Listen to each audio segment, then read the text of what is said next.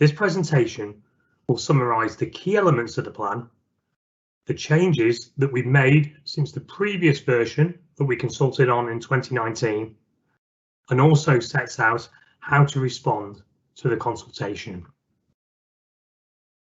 The key changes that we've made to the plan since the previous version in 2019 include a revised plan period, which now extends from 2021 to 2038. There's been a 14% reduction of the plan's housing requirement from 945 dwellings per annum in the previous version of the plan. We're now proposing 816 homes per annum. We're proposing to allocate the Fiddler's Ferry power station site for employment and housing, the majority of which will come forward within the plan period. We've removed a number of sites that were in the previous version of the plan, including Port Warrington, the Southwest Urban Extension, the Phipps Lane site in Burton Wood, and the Massybrook Lane site in Lymm. We've reduced the size of the South East Warrington Urban Extension, previously known as the Garden Suburb. In total, the amount of land that we're proposing to release from the Greenbelt is reduced from 1,210 hectares in the 2019 version of the plan, or 11% of Warrington's total amount of Greenbelt. That's reduced down to 580 hectares, or 5% of Warrington's total amount of Greenbelt land. Here's a reminder of the key elements of the 2019 version of our local plan. The annual housing target at 945 homes per annum over a 20-year plan period extending from 2017 through to 2037. The majority of development was proposed for the main urban area, just under 14,000 homes, of which 1,200 allocated on the Pier Hall site. The plan proposed the release of Greenbelt for around 7,000 homes within the plan period and 2,300 homes from Greenbelt release beyond the plan period. And this included a 15% flexibility or contingency within the land supply calculation. In terms of the key sites that were proposed for residential development, the Garden Suburb was proposed for Greenbelt release to enable 4,200 homes in the plan period and 2,300 beyond, 1,600 homes at the Southwest Urban Extension at Walton, and a series of sites were identified in the outlying settlements, which combined would give just over 1,000 homes. So that was in 2019. If we look at the updated version of the plan we're now consulting on, the housing target has come down to 816 dwellings per annum, and this is the minimum number under the government's housing methodology, the minimum figure that the council is expected to plan for. The plan period has been rebased to 2021, extending up to 2038. Again, this is the minimum plan period that we can plan for, because we must go 15 years out from the anticipated date of adoption in 2023. Again, the majority of development is proposed within the existing urban area. And again, we're looking within that for up to 1,200 homes to come forward at Pier Hall. In total, there has been a reduction in the capacity of the existing urban area, and that is due to the number of homes that we built out between 2017 and 2021, which we can no longer include within our supply. The updated plan is now proposing Greenbelt release to facilitate 4,891 homes within the plan period, and Greenbelt release to enable a further 2,250 beyond the plan period. The reason it's important that we give consideration to the period beyond the plan period, to that longer time scale, is because the government's national planning policy framework requires that when Greenbelt boundaries are to be revised, they must be capable of enduring well beyond the end of the plan period. We also have included, again, a level of flexibility or contingency in our land supply, and this is another requirement that an independent inspector will look for at examination to ensure that we have contingency if certain sites are not able to come forward or are delayed. In terms of the site allocations, the garden suburb has been reduced to around 2,400 homes within the plan period, 1,800 beyond the plan period. We've removed the Southwest Urban Extension. Fiddler's Ferry has been introduced as a new allocation site.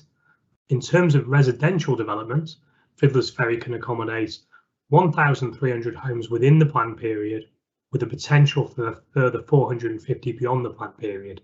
This does, however, require Greenbelt release. We have removed the site at Burton Wood due to concerns in terms of the impact of the St Helens local plan and their proposed major urban extension at Bold. The other retained sites in the outlying settlements will deliver 801 homes through Greenbelt release. The Massey Brook Lane site has been withdrawn by the site promoter, and this is no longer included within the plan. And we have included an additional site at Thirlwall Hayes. This is a site which performs poorly in terms of its contribution to the Greenbelt and can provide us some homes early in the plan period to assist with our 5-year housing land supply, which is another requirement of government planning policy and something which an inspector will be testing us on. This is the 2019 proposals in terms of employment. Our total employment requirement was 362 hectares. In terms of existing supply, we had a supply of 83.91 hectares predominantly at Amiga, and also identified a further approximately 35 hectares in and around the town centre. Through our duty to cooperate discussions with St Helens Council, we have agreed in principle that the extension, the westward extension of Amiga into the St Helens administrative boundary, as proposed in the St Helens local plan, will count towards Warrington's employment land requirements. So we were effectively having 31 hectares of our employment land need met through St Helens local plan. And the Greenbelt allocations in 2019 were at Port Warrington and the associated business hub, which was providing 100 hectares of employment land, and the garden suburb employment location, which required approximately 145 hectares of land to be removed from the Greenbelt. Moving through to the employment land proposal in 2021, the overall requirement has come down to 316 hectares, reflecting the shorter plan period, but also we've slightly reduced the contingency or flexibility within the land supply, which has come down from a 5-year contingency to 3 years. However, we've also seen a reduction in our existing supply of employment land. The Amiga site has been incredibly successful and continues to be built out. And also we've reviewed some of the employment allocations in and around the town centre and inner Warrington, and we've come to the conclusion that they will be more appropriate for meeting some of our housing needs through higher density residential development. We still have the agreement in principle with St Helens, but in terms of additional employment site allocations, we are now looking to allocate the Fiddler's Ferry site, which will give us around 100 hectares of employment land. And we're still looking to go with the South East Warrington employment area, although we're no longer proposing the small element to the north of the A50, which means the total comes down to 137 hectares to be removed from the Greenbelt. We are no longer proposing to include Port Warrington and the associated business hub in the plan. This has been removed due to concerns regarding the loss of more nature reserve and the impact on ecology, and also the potential impact of traffic generation from those employment allocations on the proposed Western Link Road. The council is, however, committed to review its position regarding employment land before the end of the plan period to ensure that Warrington can retain a long-term supply of employment land, and our employment land is going to meet our future employment needs over the long term. So this is the updated key diagram within the new plan. If I move my cursor here, we can see the Fiddler's Ferry allocation is now included within the plan, the residential elements and the employment element. We can move around and we can see the South East Warrington urban extension. Again, we've identified the allocation sites within the outlying settlements. And as before, the majority of our development potential is coming within the existing urban area. So moving on to the larger allocations within the plan, this is a development concept diagram for the South East Warrington urban extension.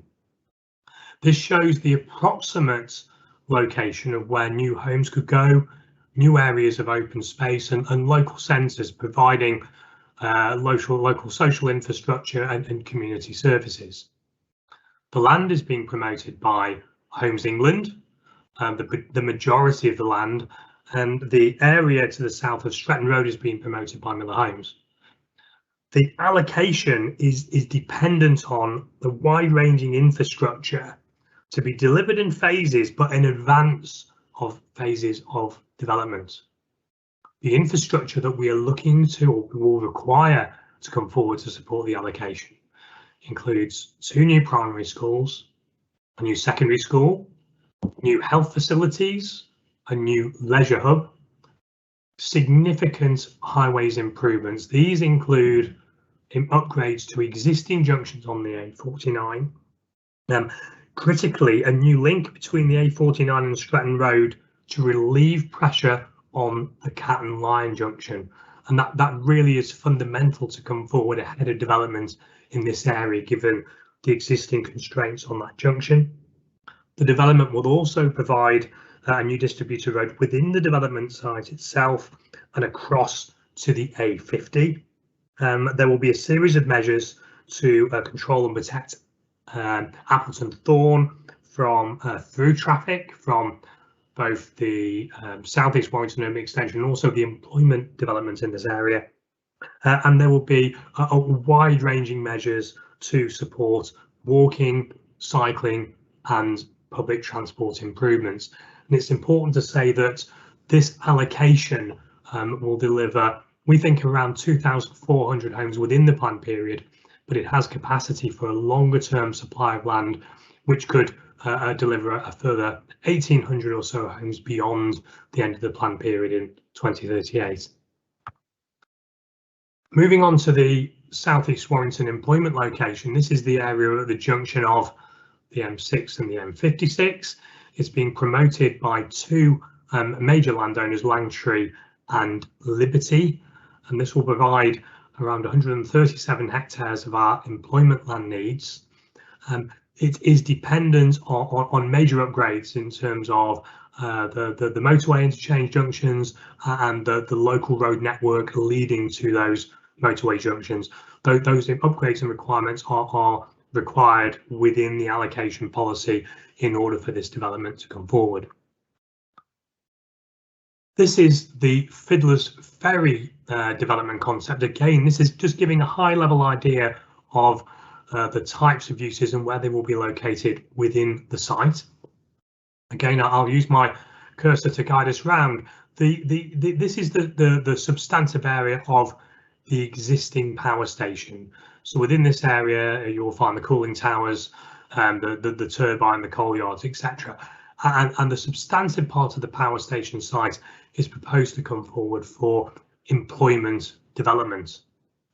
If we move to the east, we will see an area of residential development. This is land which is currently within the green belt. It's currently within agricultural use.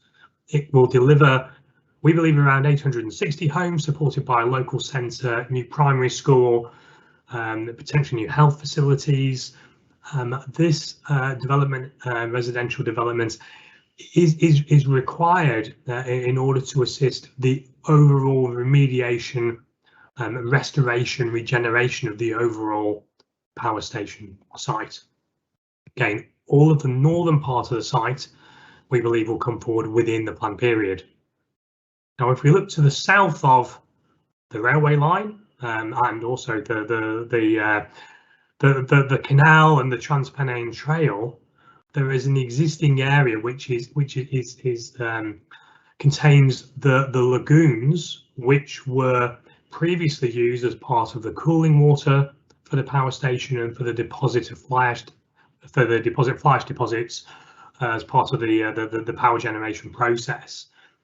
The Western Lagoon, which I'm highlighting here on my cursor, is already full of fly ash, and the proposal is that the fly ash deposits will be stabilised, and this area will be built on for around about 900 homes, maybe 450. The first half of them will come forward, we hope, within the plan period, supported by a small local centre.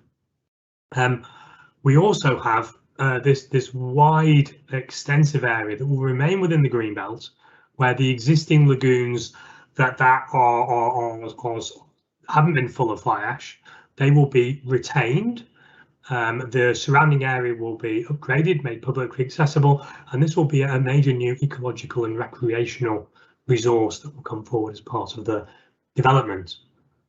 We're very conscious that the development will have an impact on transport infrastructure, both in Warrington and Halton, and also in terms of secondary schools and other infrastructure, and therefore the development will be required to contribute to additional secondary school places both in Warrington and across the border in Halton, and a series of off-site transport improvements to ensure that the local road network and the strategic network can accommodate the level of development coming forward.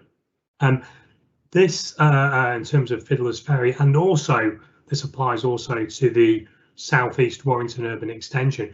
These large sites, the policies, the allocation policies in the plan require the developers to prepare more detailed development frameworks, and these development frameworks will provide much more detail in terms of the type, the design, the location of the development coming forward.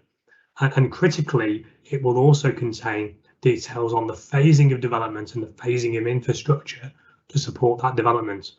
Now, those more detailed development frameworks will be prepared subject to the plan being adopted.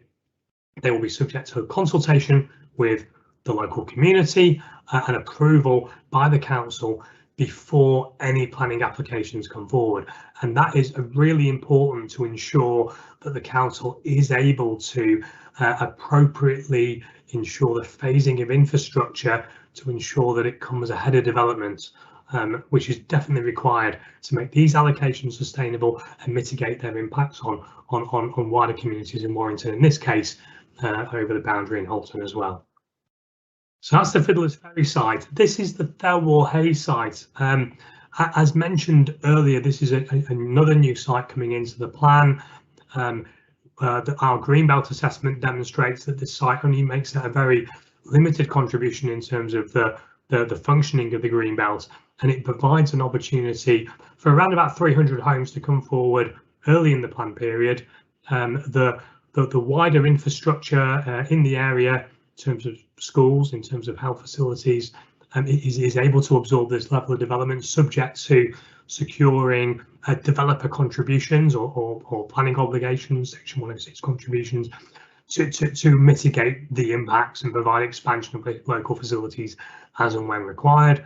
And the site will need to respect the heritage asset located in the middle of the site, and it will provide significant open space as well as wider compensatory Greenbelt improvements.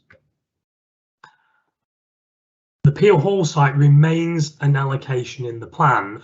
We've identified the potential to secure up to 1,200 homes. It's important to note that Peel Hall is a greenfield site, but it is not in the Greenbelt, and in accordance with government planning policy, the council needs to look at non-Greenbelt options first before it looks at the Greenbelt. So we have to look at this site as a site for development. However, the allocation policy requires that the wide-ranging infrastructure to support the site is delivered in a timely manner. In particular, there is a need for significant transport infrastructure improvements off-site, and improvements and infrastructure provided within the site in order to ensure that the impact of this in terms of the wider area can be appropriately mitigated and the development can come forward in a sustainable manner. And we have made some changes to the allocation policy to tighten this up. For example, we're very keen to ensure that there's a limit on access through Poplars Avenue, which I know is a particular concern in terms of the transport assessment work, and a concern that's been flagged up in terms of representations on the planning application and subsequent inquiry. The council recognises that the infrastructure improvements on this site will take time to put in place, and therefore the site is not included within our 5-year deliverable land supply. We have made a number of other changes to the detailed policies within the local plan that we use to assess planning applications, and we have here identified some of the key changes that we made. In terms of affordable housing, there was a concern in the previous consultation that homes, particularly in the higher value areas south of the borough, affordable homes aren't really affordable. So we're looking to secure increased discounts for both low-cost home ownership and affordable rented properties to ensure that affordable housing in these higher value parts of the borough are genuinely affordable. We also recognise that Warrington's population is ageing, and we have put in a new requirement for all homes to be built to a higher accessibility standard, which we believe will enable people to stay in their own homes for longer as they get older. And in addition to this, we're requiring 10% of new dwellings to be designed specifically for wheelchair users. The COVID pandemic has really, I think, reflected on the need for quality homes, good sized homes, and quality open space, amenity space associated with dwellings. And we have therefore identified specific standards for the internal size of new dwellings, and a requirement to ensure that we get good sized gardens and amenity space for all new homes coming across in the borough. We've also strengthened policies and put in new requirements in terms of compensatory greenbelt improvements. That is where we are proposing to allocate sites currently in the greenbelt, that they contribute to enhancements to land remaining within the greenbelt. That might be an ecological enhancement or a recreational or accessibility enhancement to the land remaining within the greenbelt in the vicinity of that site. And we're also looking to ensure that all development, all major development, it results in a net gain in biodiversity. In terms of responding to the consultation, our consultation is focusing on the key questions the independent inspector will test the plan against when it goes through to examination in public. And these are the 3 tests, and we have some explanation of what those tests encompass. So the first test, does the plan comply with legal requirements? And to be legal, our plan must be included within what is known as the local development scheme. This is a project plan setting out the key milestones for local plan production. We must meet the commitments for consultation that we have set out in our statements of community involvement. We have to comply with the government's town and country planning regulations, and the plan must be supported by a sustainability appraisal report. The second test is has the council meet what is known as the duty to cooperate. To meet the duty to cooperate, the council must engage constructively, actively, and on an ongoing basis during the preparation of the plan with neighbouring authorities and other statutory bodies such as the Environment Agency, Historic England, Highways England, as well as infrastructure providers. And the third test is, does the plan meet the test of soundness? And in terms of what soundness means, I guess there are 4 elements to soundness. Has the plan been positively prepared, providing a strategy which is a minimum seeks to meet our objectives of the assessed development needs? Is the plan justified, providing an appropriate strategy which is evidence-based, and we must have considered reasonable alternatives in preparing the plan? Is the plan effective? It must be deliverable over the plan period and be based on effective joint working on cross-boundary strategic matters. And the plan must be consistent with national policy.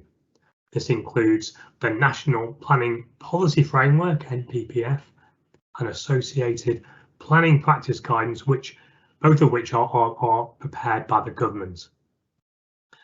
In terms of responding to the consultation, we believe the easiest way to respond is by using our online response form, which you will find on the website.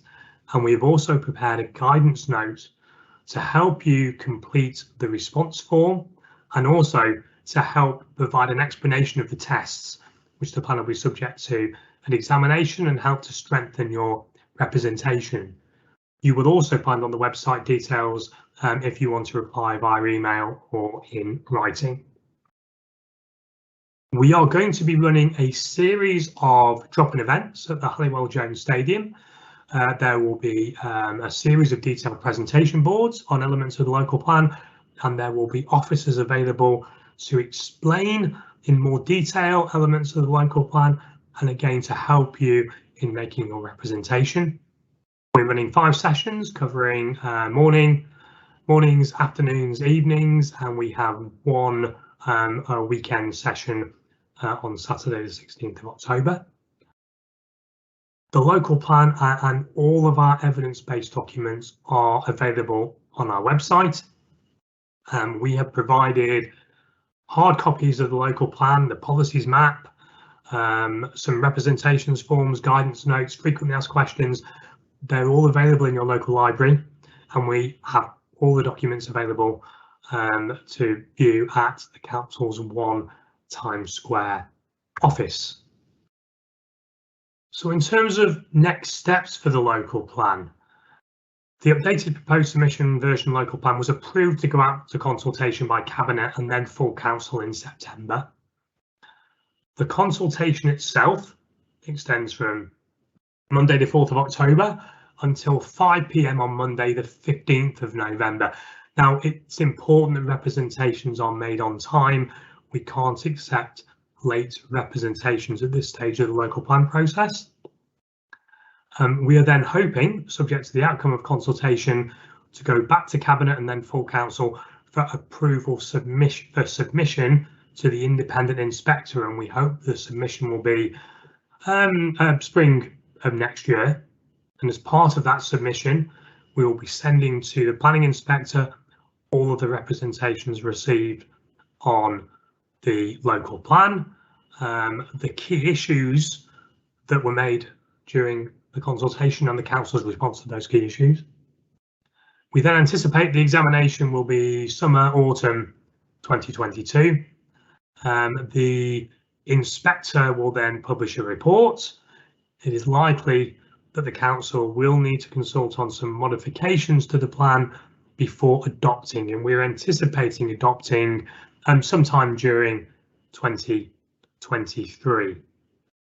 So that concludes the presentation, but we would encourage everyone to have a look at the range of documents that we have on our website, to come to the consultation events, contact details in terms of speaking to a planning officer on any of the queries you have.